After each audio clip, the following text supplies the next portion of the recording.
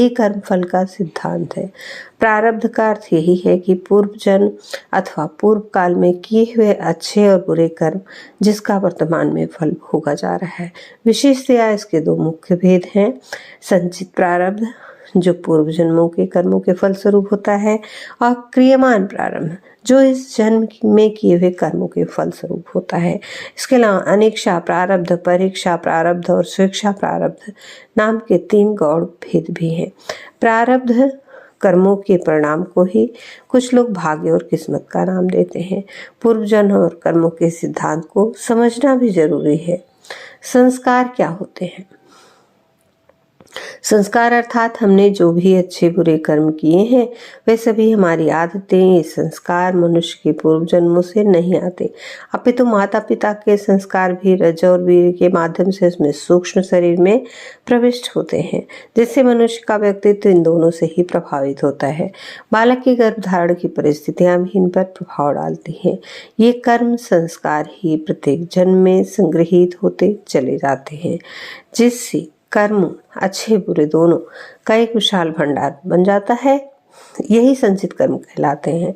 इन संचित कर्मों का कुछ भाग एक जीवन में भोगने के लिए उपस्थित रहता है। यही जीवन प्रेरणा का कार्य करता है। अच्छे बुरे संस्कार होने के कारण मनुष्य अपने जीवन में प्रेरणा का कार्य करता है। अच्छे बुरे संस्कार होने के कारण मनुष्य अपने जीवन में अच्छे बुरे कर्म करता है। फिर इन्हीं अच्छे बुरे कर्मों से नए संस्कार बनते हैं तथा इन संस्कारों की एक अंतहीन श्रृंखला बनी जाती है, जिससे मनुष्य के व्यक्तित्व का निर्माण होता है। दरअसल इन्हीं संचित कर्मों में से एक छोटा हिस्सा हमें नए जन्म में भोगने के लिए मिल जाता है। इसे प्रारब्ध कहते हैं। ये प्रारब्ध कर्म ही नए होने वाले जन्म की योनि और उसमें मिलने वाले भोग को निर्धारित करते हैं।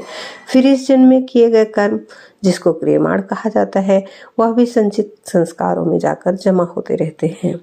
जिस तरह से चोर को मदद करने के जुर्म में साथी को भी सजा होती है, ठीक उसी तरह काम्य कर्म और संचित कर्म हमें अपनों के किए हुए कार्य का भी फल भोगना, और इसीलिए कहा जाता है कि अच्छे लोगों का साथ करो ताकि कर्म की किताब साफ रहे। जिस बालक को बचपन में अच्छे संस्कार मिले हों उसका कर्म भी अच्छा ही होगा, फिर उसके संचित कर्म भी अच्छे होंगे, अगले जन्म में उसे अच्छा प्रारब्ध मिलेगा।